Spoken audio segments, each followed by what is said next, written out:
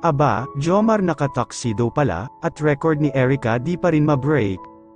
Yan ang sama-sama nating aalamin mga kalingap, at paunawa atin po munang pakinggan ang istorya upang ating malaman ang nilalaman nito.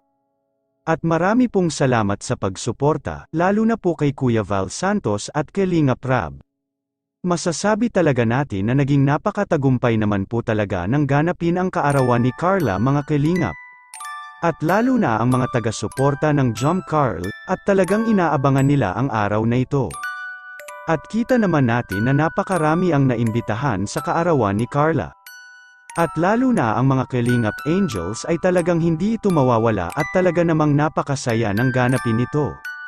Ngunit sa kabila nito ay mayroon tayong mga nakikita na mga komento na mas lamang pa rin daw talaga sin Erica, at wala pa ring makakabasag sa kanyang record mga kalingap, dahil nga daw noong ginanap ang kaarawan ni Erica ay doon nga daw nakita nila na ang layo nga daw ng agwat kung ikukumpara mga kalingap, at ang sabi pa nga ay nagpapatunay lamang na mas marami pa rin daw talaga ang nakasuporta kay Erica mga kalingap. Ngunit ang sabi pa nga ng iba na hindi daw batayan ang pagiging mataas na views kung ang iyon namang pag-uugali ay hindi maganda ay baliwala lang ang lahat ng ito. At sa kabilang banda grabe talaga ang suporta ng Team Jump Carl at itong si Jomar ay pinadalhan pa talaga ng kanyang isusuot. At tuxedo pa po talaga mga kalingap, makikita natin sa video. Pinadala sa akin buti nga medyo nagkasya. Ang ganda! Sino nagpadala? Ay, wow! Ang ganda! Outfit check! Brown leather guy. Oh, ang ganda na pagkakat ano? Ay, toksi ka pala? Opo. Tuxedo mga kalingap. Puwisan niya ako sa naman yan doon. Daming layer nga. Grabe. Ano yung panahon. Yan po, outfit check. Di pa ako Check mo. Ayun. Huwag na mapawisan yun. At ito ay nagpapatunay lamang na talagang mahal nila ang tambalang Jump Carl mga kalingap.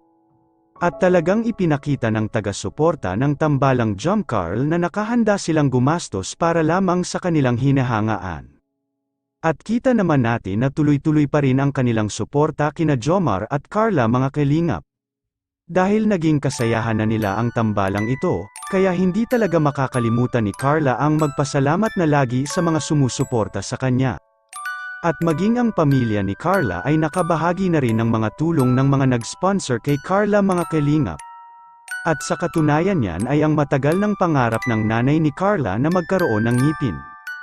Ay naisakatuparan na po ito mga kalingap, at ang sabi pa nga ni Carla ay hindi nila ito kakayanin kung sila lang na magpamilya ang gagastos sa kanilang mga pangarap sa buhay, ngunit sa pamamagitan ng Team Kalingap ay kanila nang natutupad ang matagal na nilang mga pangarap, at sa tulong ng mga nag-sponsor kaya unti-unti na talaga nilang nakakamit ang kanilang matagal ng mga pangarap mga kalingap.